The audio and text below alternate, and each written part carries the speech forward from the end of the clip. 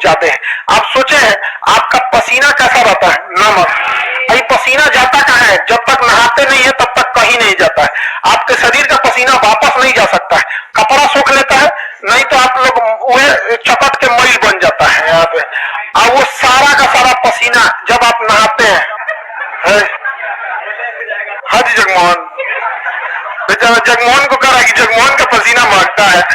जगमोहन प्रिय विद्यार्थी है मेरा, समझ गया कि नहीं गया? जगमोहन एकदम प्रिय विद्यार्थी है। अब ध्यान से समझिए, हमारा पसीना कैसा, नमकीन।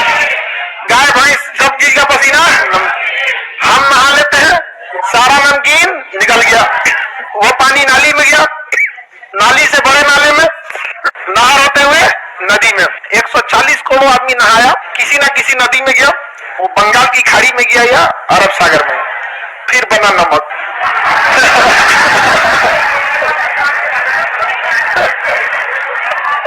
वो नमक कहाँ है?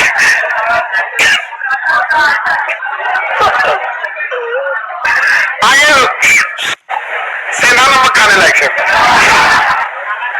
देखिए ऐसा नहीं है केवल वही नमक होता है, समुद्र में बहुत टाइप के नमक होते हैं, उसमें साधारण नमक होता है, लेकिन समुद्र में नमक बनने का मुख्य कारण नदियां हैं, क्योंकि समुद्र में कोई रहता ही नहीं है। इस वजह गली मोहल्ला पकोट उकोट के कहीं ना कहीं से क्या लाती है सर, नमक वमक लेके आते हैं, ले उलाट देते हैं क्या समुद्र में, और समुद्र को कहीं जाना नहीं है, वहां पे उसका पानी क्या होता है, खारा। तो बताइए समुद्र के जल के खारे होने का मुख्य कारण नदियां, क्या है, नदियां हैं। देखिए अगर कोई समुद्र बहुत बड़ा है तो उसका पानी ज्यादा खारा नहीं होगा, अगर कोई समुद्र छोटा है तो उसका पानी खारा होगा, ज्यादा हो जाएगा खारा। अटलांटिक महासागर का खारापन 35 है, कितना है? प्रशांत महासागर का है 31, कितना है? 30 है, कितना है? ना 31, कितना है? 31। हिंद महासागर का नहीं, इसका 36 है। हिंद महासागर का 35, हिंद महासागर का 35। चलिए आप ध्यान समझिए, जितना बड़ा सागर रहेगा उसका खारापन उतना कम रहेगा।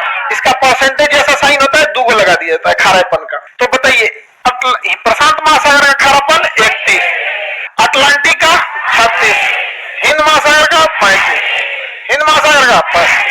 सबसे खारा महासागर प्रशांत महासागर, सॉरी अटलांटिक महासागर, सबसे ज्यादा खारा अटलांटिक।